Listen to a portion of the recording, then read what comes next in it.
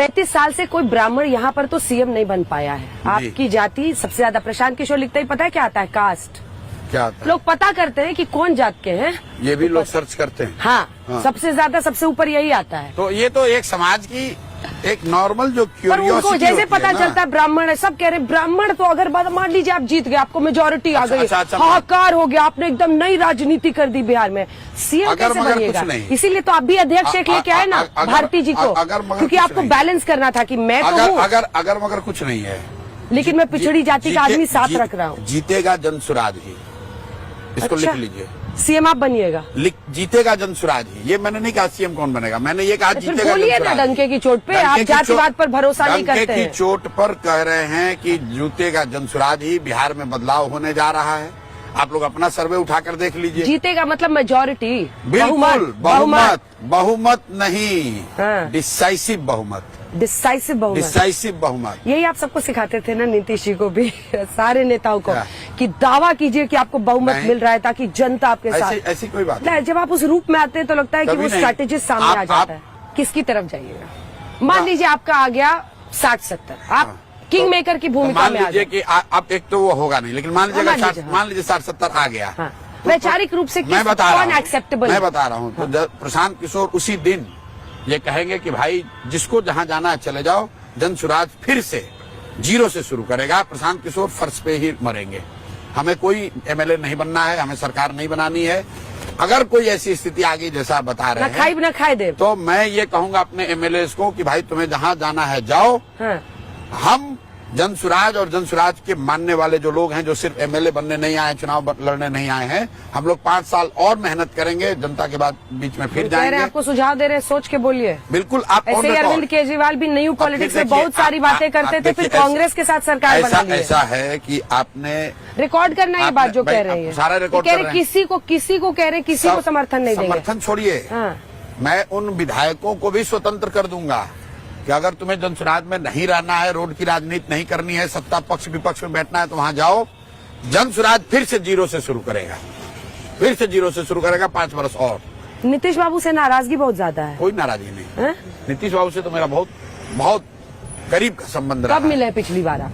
हो गए काफी दिनों। अब तो खत्म हो गया, पूरा किचमिच हो गया। नहीं किचमिच नहीं, हम भाई नीतीश बाबू से तो मेरा बहुत व्यक्तिगत, मेरा आज भी बहुत स्नेह है, लेकिन राजनीतिक तौर पर नीतीश बाबू की शारीरिक मानसिक स्थिति अब वो नहीं है जो जिस नीतीश कुमार को हम लोग जानते थे, जिस नीतीश कुमार का हम लोगों ने सहयोग किया था। वो नीतीश कुमार और आज के नीतीश कुमार में बहुत फर्क है। तेजस्वी जी से यहाँ पर आपका मेल खाता है, और वो कैसे खाता है? वो भी यही बोलते हैं, सबसे ज्यादा उनके हेल्थ पे अटैक करते हैं, सबसे ज्यादा इस बात पर अटैक करते हैं कि ये जेडीयू खत्म हो जाएगी, इस चुनाव के बाद जेडीयू खत्म है। तेजस्वी यादव अभी साल भर पहले तो वही नीतीश कुमार के साथ उप मुख्यमंत्री बने थे। हमारे और उनमें फर्क ये है कि आप जाकर देख लीजिए, ट्वीट है 2 मई 2022 को जब मैं बिहार आया तो नीतीश बाबू ने मुझे बुलाया, और मैंने निकल कर कहा कि आप जो ऑफर दे रहे हैं मुझे ये स्वीकार्य नहीं, इसके लिए धन्यवाद, लेकिन मुझे स्वीकार्य नहीं है। अगर मुझे मंत्री बनना होता, सरकार में शामिल होना होता, तो नीतीश बाबू के साथ शामिल हो जाते। वो नहीं बनना है। तेजस्वी यादव को जिस दिन उप मुख्यमंत्री बना दिया नीतीश कुमार ने, उस दिन उनको नीतीश कुमार में विकास पुरुष दिखने लगा, बिहार में शराबबंदी नहीं दिखने लगी, बिहार में उनको स्विट्जरलैंड स्कॉटलैंड दिखने लगा। ये सिर्फ क्योंकि उनका उद्देश्य सिर्फ और सिर्फ एमएलए और मंत्री बनना है। शायद मंत्री बनकर बिहार सुधारना चाहते हो, हमारा वो उद्देश्य नहीं है। हमारा उद्देश्य यहाँ बिहार में सामाजिक राजनीतिक आमूलचूल परिवर्तन लाना है। हम एमएलए बनने नहीं आए हैं, मंत्री बनने नहीं आए हैं, और क्योंकि अगर हमको मंत्री बनना, सीएम बनने आए हैं, नहीं, वो कोई इच्छा नहीं ऐसी। अगर ऐसा होता तो हम लोग तो भाई, हम तो अभी चुनाव जीतेंगे हारेंगे ये बात अब होगी। 2015 में तो हम लोग अपने दम पर यहाँ चुनाव जीते हुए थे।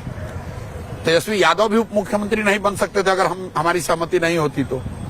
जाके पूछ लीजिएगा लालू यादव से कि जो कैबिनेट 2015 में बना है, जिन नामों पर भी अगर हम लोगों ने ऑब्जेक्ट कर दिया, वो लोग नहीं बन पाए मुख्यमंत्री। उस समय आप ही डिसाइड कर रहे थे कौन क्या बनेगा? बिल्कुल कर रहे थे, इसमें छुपी हुई क्या बात है? कांग्रेस पार्टी को कितनी सीटें आप आते हुए देख रहे हैं? क्योंकि जमीन पर काफी कांग्रेस पार्टी बिहार में राजद की पिछलग्गू पार्टी है।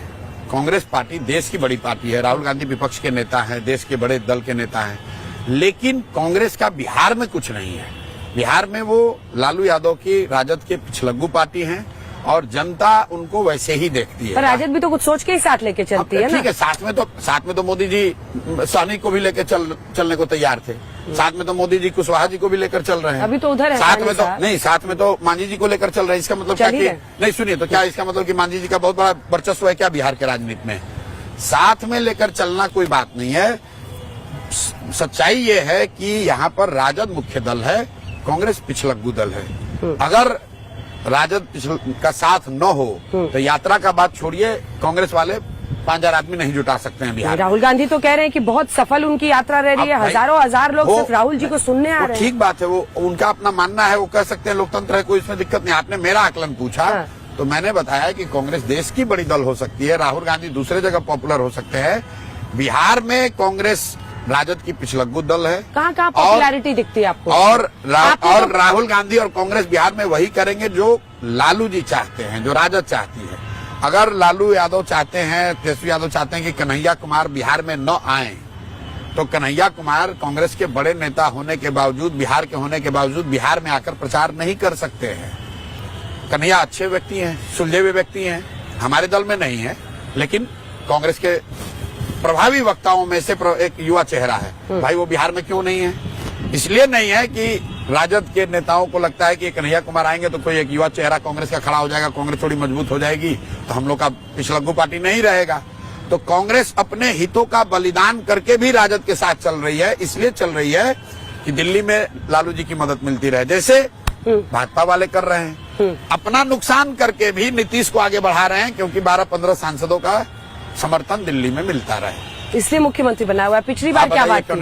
पिछली बार क्या बात थी? यही पिछली बार कौन सा उनकी समर्थन? पिछली बार तो 303 नहीं भैया, यही बात है ना कि यहाँ बिहार में जो 35 MP जीतने का लालच है, सीएम को अंडरमाइन कर रहे हैं। नहीं, बिल्कुल अंडरमाइन आप नहीं। सोचिए 12 सीट लोकसभा में ले आए वो, सबने कहा था खत्म, ना भाई, इतना पलटू इधर उधर पलटते हैं। यही बात आप समझते हैं। नीतीश कुमार, कांग्रेस को 99 सीट आया है, तो कांग्रेस को की ताकत ज्यादा है या कम है? किसी जमाने में 400 सीट लाने वाली पार्टी अगर 99 सीट लाए तो उसकी, मेरी समझ से उसकी ताकत कम हुई है।